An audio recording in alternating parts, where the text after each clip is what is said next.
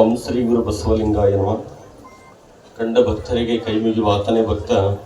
ಮೃದುವಚನವೇ ಸಕಲ ಜಪಂಗಳಯ್ಯ, ಮೃದುವಚನವೇ ಸಕಲ ತಪ್ಪಂಗಳಯ್ಯ, ಸದುವಿನಯವೇ ಸದಾಶಿವ ನಲುಮೆನಯ್ಯ, ಕೂಡಲ ಸಂಗಯ್ಯ ನಂತಲ್ಲುದಲ್ಲನೆಯ.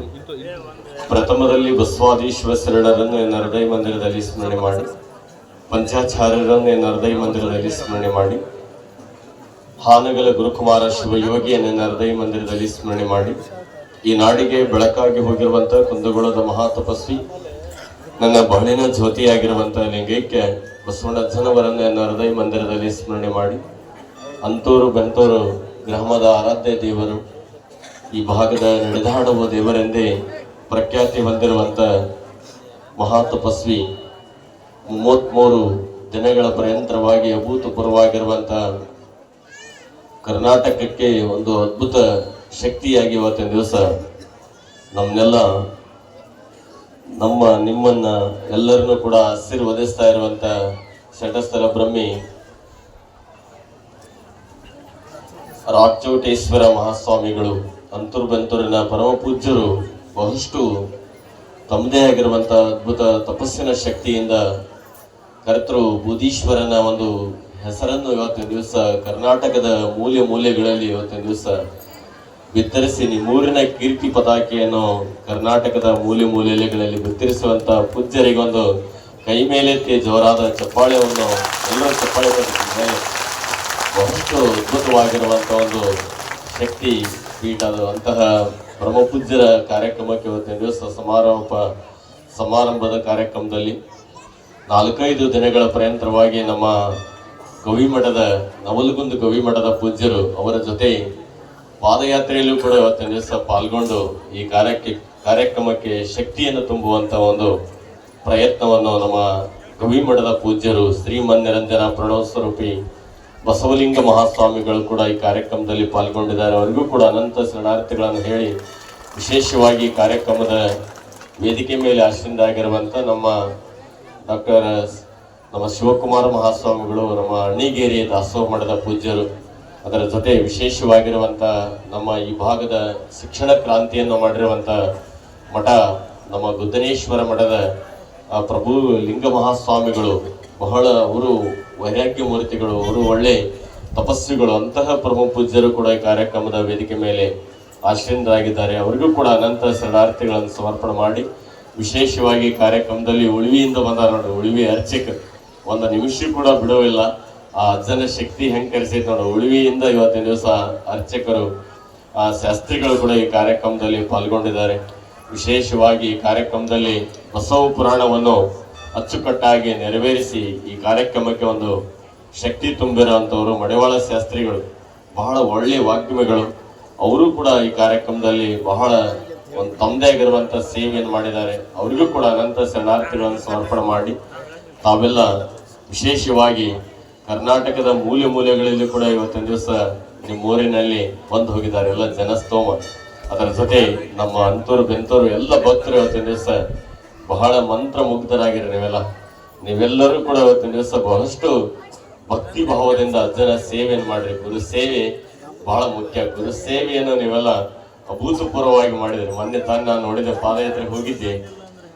65 ವರ್ಷದ ಮುದುಕಿ ಅಮ್ಮ ಅಜ್ಜಿ, ಆ ಅಜ್ಜನ ಜೊತೆ ಪಾದಯಾತ್ರೆ ಮಾಡ್ತಾಳಪ್ಪ ಅಂದ್ರೆ ಅದು ಅದ್ಭುತವಾಗಿರುವಂತ ಕರ್ತೃತ್ವ ಶಕ್ತಿ, ಅದು ರಾಚೋಟೇಶ್ವರ ಅಜ್ಜನ ಶಕ್ತಿ ಅನ್ನುವಂತ ಮಾತನ್ನು ಕೂಡ ಸಂದರ್ಭದಲ್ಲಿ ಹೇಳಲಿಕ್ಕೆ ಇಚ್ಛೆ ಪಡ್ತೇನೆ. ಅಷ್ಟೊಂದು ಅದ್ಭುತವಾಗಿ ಅದು ಸುಮ್ಮನೆ ಬರಂಗಿಲ್ಲ. ಅದು ಶಿವಯೋಗ ಶಕ್ತಿ, ಅದು ಸಾಧನ ಶಕ್ತಿ, ಅದು ಎಲ್ಲರಿಗೂ ಕೂಡ ಬರಂಗಿಲ್ಲ. ಹೌದಲ್ಲ, 1 ತಾಸು ನಾಷ್ಟ ಮಾಡೋದು ಲೇಟ್ ಆತಂದ್ರೆ ಎಲ್ಲೆಲ್ಲೇ ಓಡಾಡ್ತೇವೆ ನಾವು. ಹೌದಲ್ಲ, ಎಲ್ಲೆಲ್ಲೇ ಓಡಾಡ್ತೀವಿ. ಆದ್ರೆ ನಮ್ಮ ಅಜ್ಜ ಎಷ್ಟೊಂದು ಅದೆಲ್ಲ ಮಾಡುವಂತ ಉದ್ದೇಶ ಏನಪ್ಪಾ ಅಂದ್ರೆ ಜನರಿಗೋಸ್ಕರವಾಗಿ. ಅದ ನಮ್ಮ ಶಾಸ್ತ್ರಿ ಅಜ್ಜವ್ರು ಹೇಳಿದ್ರು, ಉದಿನ ಕಡ್ಡಿ ತನ್ನನ್ನು ಸುಟ್ಕೊಂಡು ಎಲ್ಲರಿಗೆ ಹೇಗೆ ಸುವಾಸನೆಯನ್ನು ಕೊಡ್ತೈತಿ, ಗಂಧದ ಕೊರಡು ತನ್ನವನ್ನು ಕಳ್ಕೊಂಡು ಎಲ್ಲರಿಗೂ ಕೂಡ ಗಂಧದ ಸುವಾಸನೆಯನ್ನು ಹೇಗೆ ಕೊಡ್ತೈತಲ್ಲ, ಹಾಗೆ ನಮ್ಮ ಅಜ್ಜ ಇವತ್ತಿನ ದಿವಸ ತನ್ನನ್ನು ತೆಗೆದುಕೊಂಡು, ಇವತ್ತಿನ ದಿವಸ ತನ್ನ ಮನವನ್ನು ತೆಗೆದುಕೊಂಡು ಇವತ್ತಿನ ದಿವಸ ಸಮಾಜಕ್ಕೆ ಅದ್ಭುತವಾಗಿರುವಂತ ಒಂದು ಶಕ್ತಿಯಾಗಿ ಬೂದೀಶ್ವರ ಅಜ್ಜನ ಒಂದು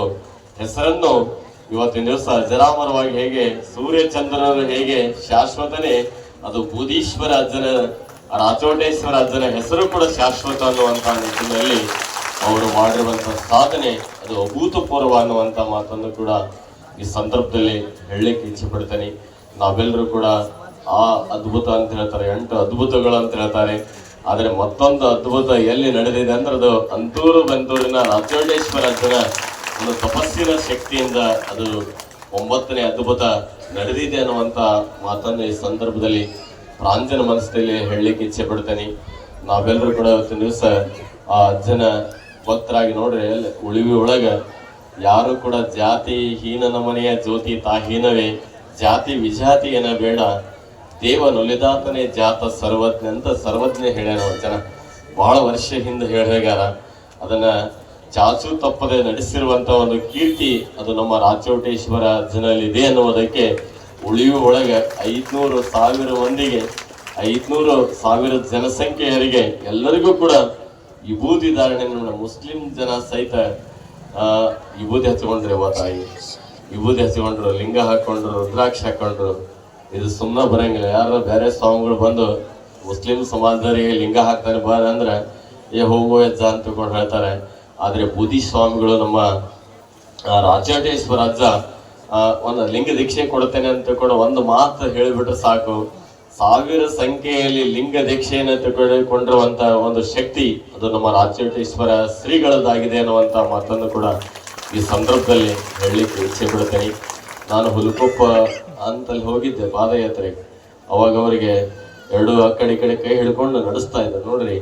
ಅದು ಡಾಕ್ಟರ್ ಹೇಳ್ತಾ ಇದ್ರು, ಅದು ಒಂದು ವಿಶೇಷ ಶಕ್ತಿ ಇದೆ. ಯಾರು ಕೂಡ ಇವತ್ತಿನ ದಿವಸ ಒಂದು ದಿನ ಉಪವಾಸ ಇದ್ರೆ ಮಕ ಎಲ್ಲ ಬಾಡಿ ಹೋಗ್ತೈತೆ, ಅದಲ್ರಿ ಎದ್ದು ಹೇಳಕ್ ಬರಂಗಿಲ್ಲ, ನರ್ವಸ್ ಆಗಿಬಿಡ್ತಾನೆ. ಆದ್ರೆ 33 ದಿನಗಳ ಪರ್ಯಂತರವಾಗಿ ಒಂದು ಹನಿ ನೀರು ಸಹಿತ ಇಲ್ಲದೆ ಯಾವ ಜೀವಿನೂ ಕೂಡ ಇದ್ದಿದ್ದು ನೋಡಿದ್ದಿಲ್ಲ ನಾವು. ಹೌದಲ್ ನೋಡ್ರಿ, ಹಿಂದೆ ಪುರಾಣದ ಪುಸ್ತಕಗಳು ಓದಿ ನೋಡ್ತಿದ್ದೆ ನಾವು. ಹಿಂದ ಹಂಗ ಸ್ವಾಮಿಗಳು ಹಿಂಗ್ ಮಾಡ್ಯಾರ ಅಂತ ತಿಳ್ಕೊಂಡು. ಆದ್ರೆ ನಮಗೆಲ್ಲರ ಭಾಗ್ಯ ಹೆಂಗ್ ಸಿಕ್ಕತ್ತೆ ಅಂದ್ರೆ ಇಂತಹ ಅಲ್ಲಿ ಅವಾಗ ಆಗಿರುವಂತ ಘಟನೆ ನಮಗ ಪ್ರಸ್ತುತವಾಗಿ ನೋಡ್ಲಿಕ್ಕೆ ಇವತ್ತಿನ ದಿವಸ ಕಣ್ಣಿಗೆ ಕಾಣುವಂತ ಒಂದು ಏಕೈಕ ಶಕ್ತಿ ಅದು ನಮ್ಮ ರಾಚೋಟೇಶ್ವರ ಪೂಜ್ಯರು ಅನ್ನುವಂತ ನಿದರ್ಶನ ಅನ್ನುವಂತ ಮಾತನ್ನು ಕೂಡ ಸಂದರ್ಭದಲ್ಲಿ ಹೇಳಲಿಕ್ಕೆ ಇಚ್ಛೆ ಪಡ್ತೇನೆ. ನೀರಿನ ಸೌಂದರ್ಯವನ್ನು ನೋಡ್ಬೇಕಾಗಿತ್ತಂದ್ರೆ ನಾವು ಜೋಗಕ್ಕೆ ಹೋಗ್ಬೇಕಂತ. ನೀರಿನ ಸೌಂದರ್ಯವನ್ನು ನೋಡ್ಬೇಕಾಗಿತ್ತಂದ್ರೆ ಜೋಗಕ್ಕೆ ಹೋಗ್ಬೇಕಂತೆ. ಹಸಿರಿನ ಸೌಂದರ್ಯವನ್ನು ನೋಡಬೇಕಾಗಿತ್ತಂದ್ರೆ ನಾವು ಮಲೆನಾಡಿಗೆ ಹೋಗ್ಬೇಕಂತೆ. ಭಾವೈಕ್ಯತೆಯ ಸಂಕೇತವನ್ನು ನೋಡಬೇಕಾಗಿತ್ತಂದ್ರೆ ಸಿರಹಟ್ಟಿ ಮಠಕ್ಕೆ ಹೋಗ್ಬೇಕಂತೆ. ಆದ್ರೆ ತಪಸ್ಸು ಹೆಂಗ ಮಾಡ್ತಾರೆ ಅಂತ ನೋಡೋದಕ್ಕೆ ಅದು ಬೋಧೀಶ್ವರ ಮಠಕ್ಕನ ಅಂತೂರು ಬಂತೂರಿಗೆ ಬರಬೇಕು ಅನ್ನುವಂಥ ಮಟ್ಟಿಗೆ ಅದ್ಭುತವಾಗಿ ಕರ್ನಾಟಕನೇ ಈ ಕಡೆ ನಿಮ್ಮೂರೊಳಗೆ ಹೊಳ್ಳಿ. ಮೊದಲು ಗೂಗಲ್ದೊಳಗೆ ನಿಮ್ಮೂರ ಎಲ್ಲೈತಂತ ಗೊತ್ತಿರಲಿಲ್ಲ ಮೊದಲು. ಆದರೆ ಇವತ್ತಿನ ದಿನಮಾನದಲ್ಲಿ ಗೂಗಲ್ದೊಳಗೆ ನಿಮ್ಮ ಪುಟ್ಟ ಗ್ರಾಮ ಎಲ್ಲೋ ಕೂತ್ಕೊಂಡು ಹೊರದೇಶದಲ್ಲಿರುವಂತ ಜನಾನು ಸಹಿತ ನೋಡುವಷ್ಟರ ಮಟ್ಟಿಗೆ ಮಾಡದವ್ರು ಯಾರಪ್ಪ ಅಂದ್ರೆ ಅದು ನಮ್ಮ ಬೋಧೀಶ್ವರ ರಾಚೋಟೇಶ್ವರ ಸ್ವಾಮಿಗಳು ಅನ್ನುವಂತ ಮಾತನ್ನು ಕೂಡ ಸಂದರ್ಭದಲ್ಲಿ ಹೇಳಲಿಕ್ಕೆ ಇಚ್ಛೆ ಪಡ್ತೀನಿ. ನನಗೆ ಪರಿಚಯ ಇದ್ದಿಲ್ಲ ಅಜ್ಜಾರು. ನಾನು ಹುಲುಪಕ್ಕೂ ಹೋಗಿ ಅಲ್ಲಿ ಪಾದಯಾತ್ರೆಯಲ್ಲಿ ಹೋಗಿ ಅವರು ಮಾಡುವಂತ ಕಾರ್ಯಕ್ಕೆ ನಾನು ಅವರ ಅನುಷ್ಠಾನ ಮಂಗಳಕ್ಕೆ ಬರಬೇಕಾಗಿತ್ತು. ಆದ್ರೆ ನಾನು ಅನುಷ್ಠಾನದೊಳಗಿದ್ದೆ. ನಾನು ಅದಕ್ಕೆ ಅಲ್ಲಿ ಹೋಗಿ ಹುಲುಕೊಪ್ಪದೊಳಗೆ ಹೋದಂತ ಸಂದರ್ಭದಲ್ಲಿ ನಾನು ಹೋಗಿ ನೋಡಿದೆ. ನನ್ನ ಪರಿಚಯ ಇರಲಿಲ್ಲ, ನಾನ ಪರಿಚಯ ಮಾಡ್ಕೊಂಡವ್ರು. ಅಂದ್ರೆ ದೊಡ್ಡ ವ್ಯಕ್ತಿಗಳಿಗೆ ನಾವು ಪರಿಚಯ ಮಾಡ್ಕೋಬೇಕು, ಹೌದಲ್? ಭಗವಂತಿಗೆ ನಾವು ಪರಿಚಯ ಮಾಡ್ಕೊ ಹಂಗೆ ಆ ಅಜ್ಜಿಗೆ ನಾವು ಪರಿಚಯ ಮಾಡ್ಕೋಬೇಕು, ನಾವು ಅವ್ರನ್ನ ಕಾಣಬೇಕನ್ನುವಂತ ಒಂದು ಪ್ರೀತಿಯಾಗಿ ಇವತ್ತ ಮೊನ್ನೆ ಕಾರ್ಯಕ್ರಮಕ್ಕೆ ನಾನು ಬಂದೆ ಅನ್ನುವಂತ ಮಾತನ್ನು ಕೂಡ ಸಂದರ್ಭದಲ್ಲಿ ಹೇಳಿ, ಅಂತಹ ಪರಮ ಪೂಜ್ಯರು ನಮ್ಮ ಜೊತೆ ಇದಾರಪ್ಪಲ್ಲ, ನಮ್ಮೆಲ್ಲರ ಒಂದು ಪುಣ್ಯ ಭಾಗ್ಯಶಾಲಿಗಳು ನಾವೆಲ್ಲ ಅನ್ನುವಂತ ಮಾತನ್ನು ಕೂಡ ಸಂದರ್ಭದಲ್ಲಿ ಹೇಳಿ, ಎಲ್ಲ ಸ್ವಾಮಿ ಸಂಕುಲನಕ್ಕೆ ಒಂದು ಶಕ್ತಿ ಕೊಟ್ಟದ್ದು ಯಾರಪ್ಪ ಅಂದ್ರೆ ಅದು ನಮ್ಮ ರಾಚೋಟೇಶ್ವರ ಅಜ್ಜ ಅನ್ನುವಂತ ಒಂದು ನಿದರ್ಶನ ಅನ್ನುವಂತ ಮಾತನ್ನು ಕೂಡ ಸಂದರ್ಭದಲ್ಲಿ ಹೇಳಿ, ಇನ್ನೂ ಬಹು ಸಂಖ್ಯೆಯಲ್ಲಿ ವೇದಿಕೆ ಮೇಲೆ ಮಹಾಪೂಜ್ಯರು ಇದ್ದಾರೆ. ನಮಗೆಲ್ಲ ಅಮೃತದ ವಾಣಿಗಳನ್ನು ನಮಗೆಲ್ಲ ದಯಪಾಲಿಸ್ತಾರೆ. ಅವರ ತಾಯಿ ಎಷ್ಟು ಪುಣ್ಯ ಮಾಡ್ಯಾಳ, ಇಂಥ ಮಗನ ಹೆತ್ತಾಕಿ ಹೋದಲ್ಲಿ ಆ ತಾಯಿಗೊಂದು ಚಪ್ಪಾಳಿ ತಟ್ಟರು, ಎಲ್ಲದಕ್ಕೊಂದು ಪುಣ್ಯ ಮಾಡಿರ್ತಾರೆ. ಹೌದಲ್ಲ? ಇವತ್ತಿನ ಮಕ್ಕಳದವು ಎಲ್ಲರೂ ಹೋಗಿ ಸೆರೆ ಕುಡಿದು ಬಿದ್ದು ಒದ್ದಾಡುವಂಥ ಮಕ್ಕಳದವು. ಆದರೆ 10 ಹಿಡಿಯೋದಕ್ಕಿಂತ ಮುತ್ತಿನಂತ ಒಂದು ಮಗನ ಹಿಡಿಬೇಕಂತ, ಹೌದಲ್ಲ? ಹಂಗೆ ನಮ್ಮ ರಾಚೋಟೇಶ್ವರ ಅಜ್ಜನ ತಾಯಿ ಮುತ್ತಿನಂತ ಅಜ್ಜನ ಹತ್ತಾಳ. ಅಂತಹ ತಾಯಿ ಹೊಟ್ಟೆಯಲ್ಲಿ ಇವತ್ತಿನ ದಿವಸ ಆ ತಾಯಿ ಬರಲ್ಲ, ನೀವು ಕುಂತ ತಾಯಿ ಬೇರಲ್ಲ, ಹೌದಲ್ಲ? ನಾವೆಲ್ಲ ಸ್ವಾಮಿಗಳು ಮನೆ ಬಿಟ್ಟು ಬಂದಿರ್ತೇವೆ. ಆ ತಾಯಿ ನಮಗೆ ಜನ್ಮ ಕೊಟ್ಟು ಹೊರಗೆ ಹಾಕಿಬಿಟ್ಟಿರ್ತಾಳೆ, ಆದ್ರೆ ನಮಗೆ ಮತ್ತೊಂದು ತುತ್ತು ಅನ್ನ ಹಾಕಿ ನಮ್ಮನ್ನು ಸಾಕಿ ಸಲುವಂತ ತಾಯಿಗಳು ನೀವೇ ಅನ್ನುವಂತ ಮಾತನ್ನು ಕೂಡ ಸಂದರ್ಭದಲ್ಲಿ ಹೇಳಲಿಕ್ಕೆ ಇಷ್ಟಪಡ್ತೇನೆ. ಅಂತಹ ಪ್ರಮುಖ ಪೂಜ್ಯರು ನಾವೆಲ್ಲ ಇವತ್ತಿನ ದಿವಸ ಕಾಪಾಡ್ಕೊಳ್ಳೋಣ. ನಾವು ಅವ್ರನ್ನ ಪ್ರೀತಿಗೆ, ನಾವು ಅವರ ಕೃಪೆಗೆ ನಾವೆಲ್ಲ ಪಾತ್ರ ಆಗೋಣ ಅನ್ನುವಂಥ ಮಾತನ್ನು ಕೂಡ ಸಂದರ್ಭದಲ್ಲಿ ಹೇಳಿ ಹೆಚ್ಚಿಗೆ ಮಾತನಾಡಿದೆ. ಇನ್ನೂ ಪರಮ ಪೂಜ್ಯರು ಮಾತಾಡ್ತಾರೆ. ಇಲ್ಲಿ ಫೋಟೋಗ್ರಾಫರ್ ಅದಾರ, ಫೋಟೋಗ್ರಾಫರ್ ಮಾತು ಕೇಳಿ ನಮ್ಮ ಫೋಟೋ ಬರ್ತಾವ, ಹೌದಲ್ರಿ? ನೀಟಾಗಿ ಫೋಟೋಗ್ರಾಫರ್ ಮಾತು ಕೇಳಿ ನಮ್ಮ ಫೋಟೋ ನೀಟಾಗಿ ಬರ್ತಾವ. ಆದ್ರೆ ನಮ್ಮ ಬದುಕಿನ ಫೋಟೋ ನೀಟಾಗಿ ಬರೋದಕ್ಕೆ ನಮ್ಮ ರಾಚೋಟೇಶ್ವರ ಅಜ್ಜನ ಮಾತು ಕೇಳಿಬಿಟ್ರೆ ಸಾಕು, ನಮ್ಮ ಬದುಕಿನ ಫೋಟೋ ನೀಟಾಗಿ ಬರೋದ್ರಲ್ಲಿ ಎರಡು ಮಾತಿಲ್ಲ ಅಂತ ಮಾತನ್ನು ಕೇಳಿ ಅವರ ಮಾರ್ಗದರ್ಶನದಲ್ಲಿ ನಾವು ಎಲ್ಲರೂ ಯಶಸ್ವಿಯಾಗಿ ನಮ್ಮ ಜೀವನವನ್ನು ಸಾರ್ಥಕತೆಯನ್ನಾಗಿ ಮಾಡ್ಕೊಳ್ಳೋಣ ಅನ್ನುವಂಥ ಮಾತನ್ನು ಹೇಳಿ ನಮ್ಮ 4 ಮಾತಿಗೆ ವಿರಮಿಸ್ತಾ ಇದ್ದೇನೆ. ಜೈ ಗುರು ಬಸವೇಶ್ವರ.